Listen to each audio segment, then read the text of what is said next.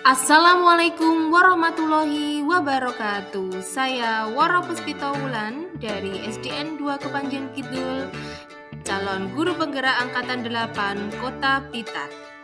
Kali ini saya akan menyampaikan tugas pada koneksi antar materi modul 1.1 dan 1.2. Koneksi antar materi ini menggunakan model refleksi 4P. P yang pertama, peristiwa. P yang kedua, perasaan.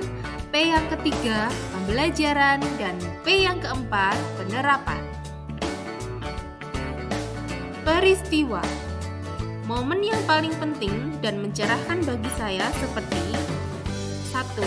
Ketika mempelajari filosofis pemikiran KHD pada modul 1.1, di mana seorang guru bertindak sebagai among yang bertugas menuntun murid serta pernyataan menghamba pada anak yang maknanya ternyata di luar pemikiran saya.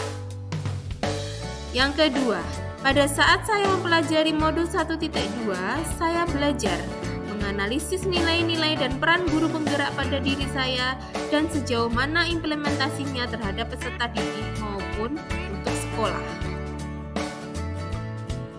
Kemudian, momen yang paling menantang bagi saya yaitu yang pertama, melakukan aksi nyata dari filosofis pemikiran Ki Hajar Dewantara baik di kelas maupun di sekolah. Yang kedua, mengimplementasikan nilai-nilai dan peran guru penggerak agar mewujudkan profil belajar Pancasila. Kaitan antara modul 1.1 dan modul 1.2 yang saya pahami adalah di dalam modul 1.1 dijelaskan filosofi pemikiran Ki Hajar Dewantara mengenai pendidikan yang menghamba pada anak, di mana pendidikan haruslah berorientasi pada peserta didik. Hal ini sesuai dengan nilai guru penggerak yang berpihak pada murid dan peran guru penggerak menjadi pemimpin dalam pembelajaran. Kemudian perasaan. Saat momen itu terjadi, saya merasakan bagaikan seorang burung yang terlepas dalam sangkar, yang dapat mengepakkan sayap terbang tinggi. Dengan terbang tinggi, saya dapat memperoleh ilmu baru dan pengalaman yang sangat berharga. Saya bersyukur memiliki kesempatan belajar dalam PGP ini. Saya termotivasi untuk membenahi diri, mengimplementasikan ilmu dari modul 1.1 dan modul 1.2, kemudian mempraktikkan serta berbagi kepada rekan sejawat. P yang selanjutnya adalah pembelajaran. Sebelum momen tersebut terjadi, saya berpikir bahwa setiap peserta didik memiliki kebutuhan yang sama, sehingga pada saat pembelajaran berlangsung, saya juga memberi perlakuan yang sama. Saya hanya mentransfer ilmu, kemudian mereka duduk dengan diam dan menerima penjelasan dari saya. Kemudian, saya hanya mengedepankan ranah kognitif saja, karena materi harus tersampaikan sesuai target dan hasil belajar harus mencapai KKM. Kemudian, refleksi di dalam suatu pembelajaran itu menurut saya kurang bermanfaat, lalu tidak perlu orang lain yang menjadi sumber belajar. Lanjutan dari pembelajaran.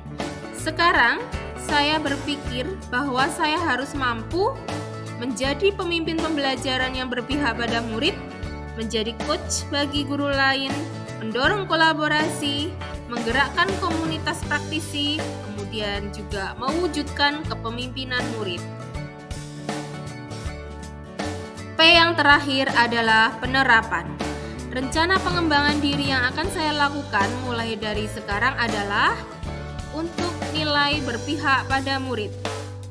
Yang saya lakukan adalah melakukan tes awal untuk mengetahui karakteristik peserta didik. Dengan mengacu tes awal tersebut, saya akan mendesain pembelajaran sesuai karakteristik mereka. Kemudian dari nilai mandiri, saya akan memiliki motivasi diri untuk berubah dan mengembangkan kompetensi dengan mengikuti diklat atau workshop. Kemudian dari nilai reflektif, Saya meningkatkan konsistensi dalam kegiatan refleksi dengan teman sejawat. Lalu, kolaborasi. Saya akan berkolaborasi dengan wali murid atau orang lain sebagai sumber belajar.